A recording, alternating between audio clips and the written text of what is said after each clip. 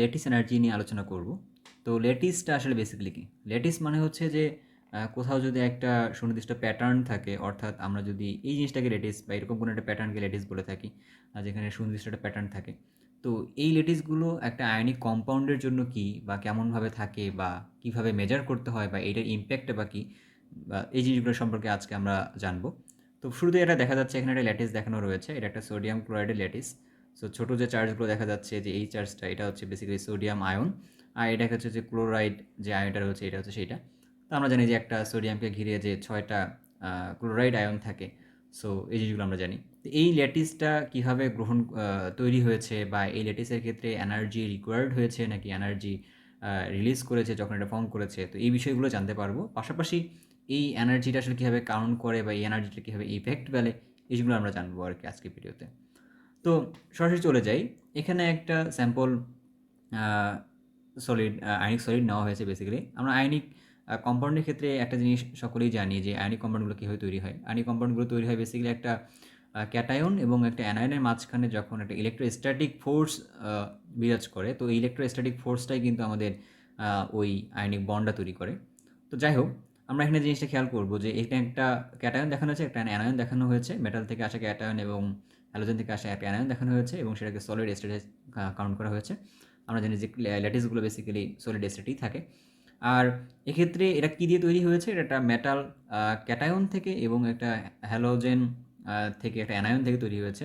আমরা জানি যে ক্যাটায়ন এবং অ্যানায়নগুলো তৈরি হয় কিন্তু গ্যাসিয়াস স্টেটে গিয়ে তৈরি হয়। এটা হচ্ছে যে আয়নাইজেশন পোটেনশিয়াল অ্যান্ড ইলেকট্রন অ্যাফিনিটির কারণে আমরা জানতে পারি এটা ভালোভাবে। তো এখানে দেখানো হয়েছে যে যখন ক্যাটায়ন এবং অ্যানায়নগুলা একটা আরেকটার সাথে যখন যুক্ত হয়, যখন তারা এই আয়নিক সলিডটা যখন ফর্ম করে, তখন এনার্জি কিন্তু রিলিজ হয়, রাইট? যে পরিমাণ এনার্জি রিলিজ হবে, তো সেই এনার্জিটাকে আমরা বলতে পারি যে ল্যাটিস এনার্জি ওই পার্টিকুলার আয়নিক সলিডের জন্য।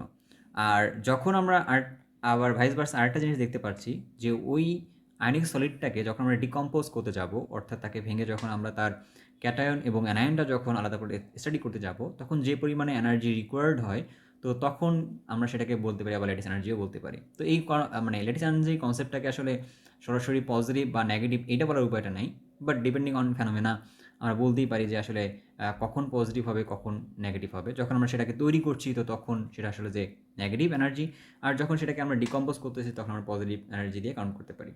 তো এবার চলে আসি যে এই এনার্জিটা আসলে বেসিক্যালি কোথা থেকে আসছে, রাইট? তো এনার্জিটা চলে আসার জন্য একটা কথা চিন্তা করতে হবে। আমরা একটু দেখি, এখানে একটা কার্ভ দেখানো আছে, আমরা কার্ভের ডিটেলসে জানবো। তারপর এটা দেখে নিতে চাই। সাপোজ আমরা একটা যদি সোডিয়াম আয়ন অ্যান্ড ক্লোরাইড আয়নের কথা যদি চিন্তা করি, তো এটা একটা পজিটিভ চার্জ অ্যান্ড এটা একটা নেগেটিভ চার্জ। আর আমরা জানি একটা পজিটিভ চার্জ একটা নেগেটিভ চার্জের মধ্যে এক ধরনের অ্যাট্রাকশন বিরাজ করে। তো এখানে যদিও ইলেকট্রোস্ট্যাটিক অ্যাট্রাকশন, যেহেতু আয়নিক সলিড। আর আবার যদি আরেকটা দিক চিন্তা করি, যে এদের নিউক্লিয়ার, সো অর্থাৎ সোডিয়াম প্লাসের যে নিউক্লিয়াস এবং ক্লোরাইডের যে নিউক্লিয়াস রয়েছে, এটা পরস্পরকে আবার রিপালস করতেছে। অর্থাৎ এখানে অ্যাট্রাকশন ফোর্সও রয়েছে, এখানে আবার একটা রিপালশন ফোর্সও রয়েছে। তো এই রিপালশন ফোর্স এবং অ্যাট্রাকশন ফোর্স দুটোই আসলে এখানে অনুভূত হবে। তো কখন এটা পাওয়া যাবে? যখন এদের মধ্যকার ডিস্টেন্সটা কম বা বেশি হবে, এটার উপর ডিপেন্ড করে আর কি। তো এই জিনিসটাকেই একটা গ্রাফের মাধ্যমে দেখানো হয়েছে এখানে। আমরা এই গ্রাফটা একটু জানার চেষ্টা করবো আর কি। এখানে গ্রাফের মধ্যে ওয়াই এক্সিস বরাবর আমরা পোটেনশিয়াল এনার্জি রেখেছি, যেটাকে কাইন্ড অফ আমরা ল্যাটিস এনার্জিও মেজার করতে পারবো কোনো একটা সার্টেন পয়েন্টে গিয়ে। আর এক্স এক্সিস বরাবর আমরা ইন্টারনিউক্লিয়ার ডিস্টেন্স রেখেছি। সো ইন্টারনিউক্লিয়ার ডিস্টেন্স যদি বলা হয় এটা আয়নিক সলিডের ক্ষেত্রে, এটা আমরা সকলে জানি যে এইটার জন্য ডিস্টেন্স, এটার ডিস্টেন্সটা কত, এইটার ডিস্টেন্সটা, আর প্লাস হচ্ছে যে আমার এইটার জন্য যে ডিস্টেন্সটা সাপোজ, তো এই দুটো ডিস্টেন্সকে আমরা যোগ করলে বেসিক্যালি আমরা ইন্টারনিউক্লিয়ার ডিস্টেন্সটা বের করতে পারবো আর কি এখান থেকে।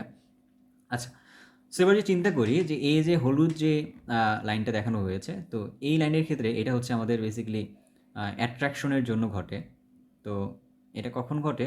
যখন দুইটা চার্জের মধ্যে অ্যাট্রাকশন বেশি হয়। তো অ্যাট্রাকশনটা হচ্ছে তাদের মধ্যে যদি ইন্টারনিউক্লিয়ার ডিস্টেন্সটা যদি কমাতে থাকা হয়, একটা পর্যায়ে এসে তাদের মানে খুবই অ্যাট্রাকশন, অর্থাৎ পজিটিভ চার্জ এবং নেগেটিভ চার্জ দুটো ওভারল্যাপ করে ফেলবে এবং চার্জ দুটো মানে এক জায়গায় পড়ে যাবে। তখন এটা হচ্ছে সেই ঘটনাটা দেখানো হয়েছে। আর এই ঘটনাটা দেখানো হয়েছে যে রিপালশন ফোর্সের জন্য দেখানো হয়েছে এখানে। এটা হচ্ছে রিপালশন ফোর্স। বাট আমরা যদি আরেকটা কথা চিন্তা করি, আরেকটা যে কার্ভ রয়েছে এখানে, সেই কার্ভটাতে চিন্তা করলে দেখা যাবে যে এই কার্ভটার ক্ষেত্রে যে আস্তে আস্তে অ্যাট্রাকশনটা কমতেছে এবং একটা সার্টেন পয়েন্টে আসার পরে সেই অ্যাট্রাকশনটা কিন্তু বাড়তেছে, সরি অ্যাট্রাকশন অর্থাৎ রিপালশন কিন্তু বাড়তেছে। সো এই সার্টেন পয়েন্টের মধ্যেই আমাদের এটা একটা ইকুইলিব্রিয়াম অবস্থার মধ্যে বিরাজ করতেছে, যেখানে অ্যাট্রাকশন এবং রিপালশন ফোর্স জাস্ট একটা পয়েন্টের ভিত্তিতে আলাদা করা পসিবল।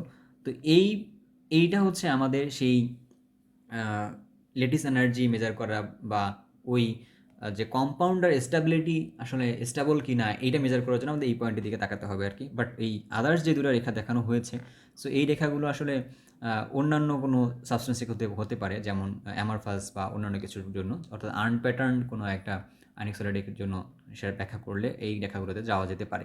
বাট আমাদের মেইন কনসার্ন থাকবে এই রেখা দুটোর মধ্যে। আমরা এই দুটো রেখা তার মানে মুছে দিচ্ছি আমরা এখান থেকে। ওকে, তার মানে এটা হচ্ছে আমাদের এখান থেকে এই পর্যন্ত এটা ছিল আমাদের অ্যাট্রাকশন, এই পর্যন্ত এটা ছিল আমাদের রিপালশন।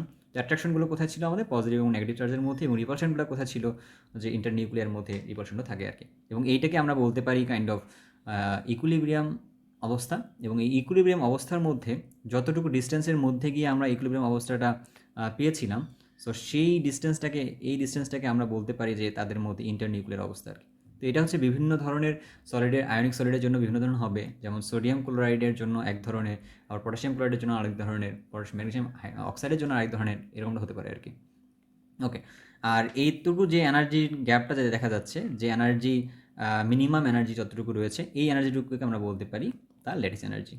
ওকে, তার মানে ল্যাটিস এনার্জি হচ্ছে কি প্রতিটা পদার্থের জন্য, অর্থাৎ প্রতিটা আয়নিক পদার্থের জন্য আলাদা আলাদা ধরনের হয়ে যাবে। ওকে, তো এবার আছে যে এই ল্যাটিস এনার্জি যেহেতু দুটো জিনিসে ভাগে বিভক্ত, একটা হচ্ছে যে আমাদের রিপালশন, একটা হচ্ছে অ্যাট্রাকশন।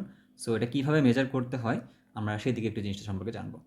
ওকে, সো পোটেনশিয়াল এনার্জিটাকে আমরা দেখছিলাম যে অ্যাট্রাকশন অ্যান্ড রিপালশন দুইটা ভাগে ভাগ করা পসিবল এই জায়গাটার মধ্যে। তো অ্যাট্রাকশন ফোর্সটাকে মেজার করতে হয় কুলম্বিক ফোর্স আকারে, আর রিপালশন ফোর্সটাও কাইন্ড অফ কুলম্বিক ফোর্স আকারেই মেজার করতে হয়।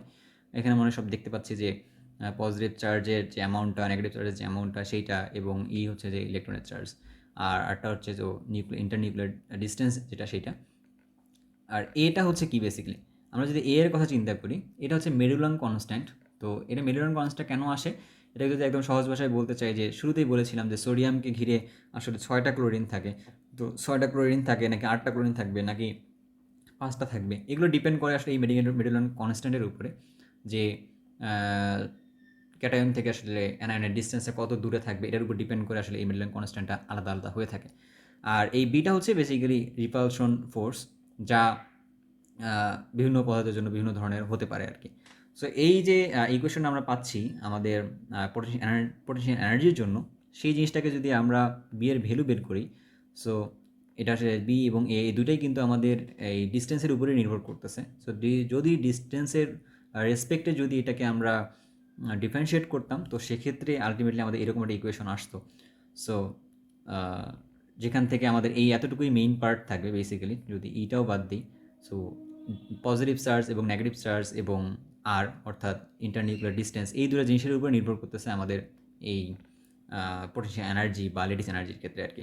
সো এই দুটো জিনিসের উপর ডিপেন্ড করে আমরা আসলে বিভিন্ন ধরনের আয়নিক কম্পাউন্ডের মধ্যে তাদের লেটিস এনার্জি মেজার করতে পারি, এবং পরবর্তীতে এই লেটিস এনার্জিকে কাজে লাগিয়ে অন্যান্য কিছু কাজও করতে পারি আর কি। সো এবার দেখা যাক যে যেহেতু দুটো কনসার্ন এখানে চলে আসছে, একটা হচ্ছে যে পজিটিভ চার্জ এবং নেগেটিভ চার্জ এদের অ্যামাউন্ট নিয়ে, আর একটা হচ্ছে যে আয়নিক সলিড তাদের ইন্টারনিউক্লিয়ার যে ডিস্টেন্স রয়েছে এটার উপর ডিপেন্ড করে তাদের লেটিস এনার্জির কী ধরনের পরিবর্তন আসবে, এটা আমরা দেখবো একটু।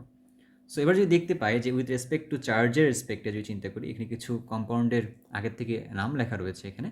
সো যদি দেখি যে ম্যাগনেসিয়ামে এখানে হচ্ছে +2, এখানে হচ্ছে যে সরি 2+ লিখছে, হ্যাঁ 2+, এবং হচ্ছে যে 2-, অর্থাৎ অক্সিজেনের জন্য 2- এবং ম্যাগনেসিয়ামের জন্য হচ্ছে 2+।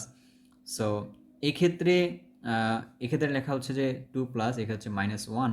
তো সেক্ষেত্রে আমরা যদি চার্জের রেসপেক্টে চিন্তা করি, আমরা শুরুতে আগের একটু স্লাইডে ফিরে যাব, যে লেটিস এনার্জি বা পোটেনশিয়াল এনার্জি যেটা ছিল এটা কিন্তু চার্জের সাথে সরাসরি প্রপোর্শনাল, এবং আর অর্থাৎ আমাদের যে ইন্টারনিউক্লিয়ার ডিস্টেন্স তার সাথে কিন্তু ডিসপ্রপোর্শনাল। সো এই জিনিসটা মাথায় রাখতে হবে। তো চার্জের সাথে যদি প্রপোর্শনাল হয়, তো চার্জের অ্যামাউন্টটা কিন্তু এই জায়গাটাই বেশি ম্যাগনেসিয়াম অক্সাইডের ক্ষেত্রে, এবং এক্ষেত্রে কিন্তু চার্জের অ্যামাউন্টটা কম। তো সেক্ষেত্রে ডেফিনেটলি এইটার লেটিস এনার্জি এইটার অপেক্ষা বেশি হবে আর কি। আবার আমরা এখানে যদি তাকাই, এখানে হচ্ছে +1, এখানে হচ্ছে -1, এখানে হচ্ছে +1 আর এখানে হচ্ছে -1।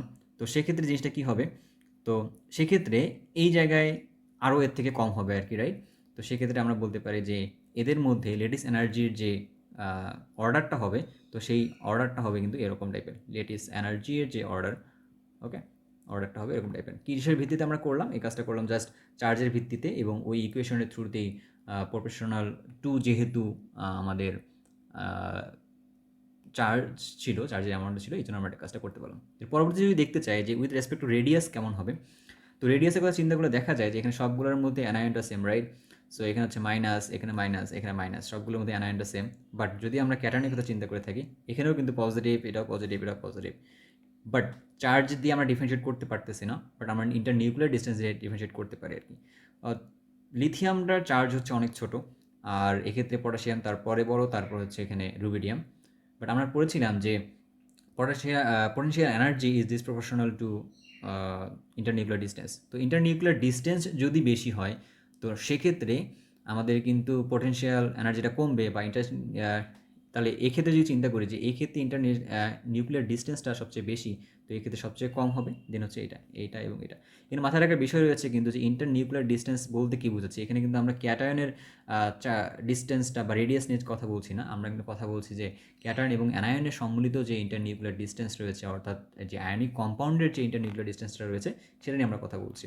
যেহেতু এটার ক্ষেত্রে ইন্টারনিউক্লিয়ার ডিস্টেন্সটা সবচেয়ে কম হবে, অর্থাৎ আর এর মান কম, তো পোটেনশিয়াল এনার্জি আমরা সবচেয়ে বেশি, তো এখানে হচ্ছে রেডিয়াস এনার্জির ক্রমটা এরকমটা হবে আর কি।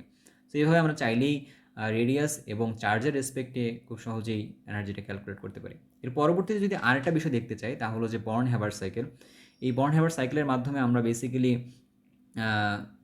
আমাদের লেটিস এনার্জি মেজার করতে পারি। তো কীভাবে করতে পারি এই জিনিসটা দেখতে চাই। সো বর্ন হ্যাভার্ড সাইকেল হচ্ছে এমন একটা সাইকেল যেখানে সব ধরনের এনথালপিগুলোকে ক্যালকুলেট করা যায়। সো বর্ন কীভাবে আমরা কাজটা করতে পারি দেখতে চাই একটু, খুবই গুরুত্বপূর্ণ এই পার্টটা। তো এখানে দেখা যাচ্ছে যে দুইটা হলুদ পার্ট রয়েছে এখান থেকে, যে সোডিয়াম সলিড এবং ক্লোরিন গ্যাস। সো সেটার মাধ্যমে আসলে বেসিক্যালি সোডিয়াম ক্লোরাইড সলিডটা আসলে তৈরি করা যায়। তো এটাকে আমরা সরাসরি ডেল এইচ অফ এফ অর্থাৎ ফরমেশন এনথালপি বলতেই পারি আর কি, এখান থেকে যে এটা তৈরি হবে। এখান থেকে আমাদের মেইন কনসার্ন থাকবে এইটা ক্যালকুলেট করা, রাইট? সো শুরুতে কী করতে হয়, আমরা জানি যে সোডিয়াম এখানে থাকে সোডিয়াম প্লাস এবং ক্লোরিন মাইনাস আকারে। তো আমাদের খুবই গুরুত্বপূর্ণ পার্ট হবে যে সোডিয়াম টাকে সোডিয়াম প্লাসে রূপান্তর করা আর কি। সোডিয়াম সলিড থেকে আসলে সোডিয়াম প্লাসে রূপান্তর করা যায় না, ফার্স্ট অফ অল এটাকে গ্যাসে নিতে হয়, তারপর সেটাকে আসলে আমাদেরকে সোডিয়াম প্লাসে রূপান্তর করতে হয়। তো সোডিয়াম সলিড থেকে গ্যাসে আসার জন্য একটা সাবলিমেশন এনার্জি রাখবে, রাইট? আমরা এস দিয়ে ডিনোট করছি, বা ডেল এইচ অফ এস দিলেও হয়তো সমস্যা নেই। আর এক্ষেত্রে হচ্ছে যে ক্লোরিনটা দেখা যাচ্ছে এখানে একটা মলিকিউল, বাট এটা হচ্ছে আমাদের অ্যাটম লাগবে। আমরা ইলেকট্রন অ্যাফিনিটি কনসেপ্ট থেকে জানি আমাদের অ্যাটম ডেফিনেটলি প্রয়োজন, তার মানে মলিকিউল থেকে আমাকে অ্যাটমে রূপান্তর করতে হবে, অর্থাৎ অ্যাটোমাইজেশন এনার্জি প্রয়োজন পড়বে। সো এ দিচ্ছি অর্থাৎ অ্যাটোমাইজেশন এনার্জি। সো এই দুটো যোগ করলে বেসিক্যালি হচ্ছে এই স্টেপে আমরা একটা এনার্জি পাবো এখান থেকে। আর এক্ষেত্রে যদি দেখি যে সোডিয়ামটা থেকে সোডিয়াম প্লাস হয়েছে, অর্থাৎ আয়নাইজেশন পোটেনশিয়াল, এখানে আমরা আয়নাইজেশন পোটেনশিয়াল পাবো। আর ক্লোরিনটা একটা ইলেকট্রন গ্রহণ করেছে, অর্থাৎ এখান থেকে আমরা একটা ইলেকট্রন অ্যাফিনিটি পাবো, রাইট? সো এই দুটা।